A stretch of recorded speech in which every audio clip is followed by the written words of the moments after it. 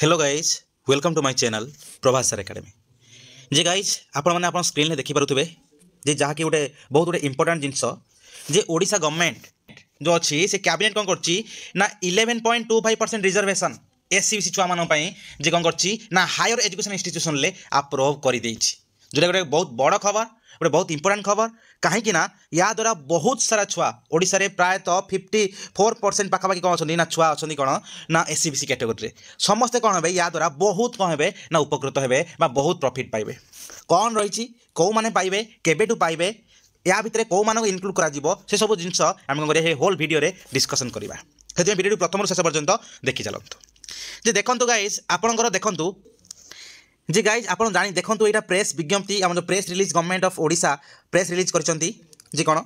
ना भलसे पढ़ी दिन जानीपारे ओडिशा राज्य कैबिनेट उच्च शिक्षा संरक्षण व्यवस्था लगी एक गुरुत्वपूर्ण प्रस्ताव को अनुमोदन कर कैबिनेट कौन करना अनुमोदन कौन ना संरक्षण व्यवस्था लगी कौन से देखु यही संरक्षण नीति अनुसार सामाजिक अर्थनैतिक भाव पछुआ वर्ग जो रही एससीबीसी सोशियाली एंड एजुकेशनाली बैकवर्ड क्लास जो रही तो सही छात्र छात्री मानी नाम लेखार 11.25% आसन संरक्षण कर यही नीति चलित वर्ष मान 2025-26 रु राज्यर सरकारी विश्वविद्यालय सरकारी अनुदान प्राप्त शिक्षानुष्ठान में प्रचलन करा देखंतु आपणकर एथर जो हम आपणकर से कहे जो +2 आडमिशन +3 आडमिशन तापरे पीजी आडमिशन तापरे देखिए बीएड भी बीपेड भी सब जो आडमिशन हम से सब आडमिशन रे आपण मानकर केते लागिबो ना एससीबीसी जो मानके देथिबे फॉर्म एससीबी छुआ मान पई 11.25% आसन संरक्षण बा 80% रिजर्वेशन से मान पई लागिबो आडमिशन बेले माने से माने आदर प्रॉफिट पाई परिबे धरंतु जे कहला गोटे जगह धरंतु अछि कोन ना 10टा सीट अछि 10टा सीट रो 11.25% हला कोन ना एससीबी छुआ मान पई रिजर्व हे रही गला किंतु वर्तमान समय कौन करना गवर्नमेंट अप्रूव कर गोटे बहुत बड़ कथा आउ देखो यहाँ एथर शिक्षा वर्ष लागू हे आपंकर जो सब पीजी बीएड कि जहाँ भी आडमिशन हे +2 सब जिन लागू हे कौन यही सब नीति लागू हे देखो ये पूरा क्लीयरली मेंशन अच्छी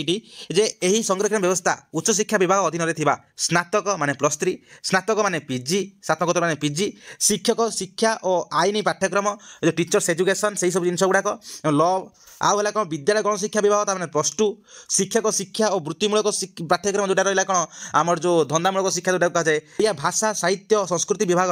प्रदर्शन कला स्नातक पाठ्यक्रम क्रीड़ा युवा जो स्पोर्ट्स आउ जो है कौन जो आम जो यूथ वेलफेयर से जिनस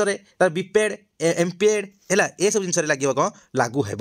कौन ना यही जो जिनस गुड़ा कौ जिनसा ना आमर ये जो रिजर्वेशनटा जो 11.25 लागू हे जो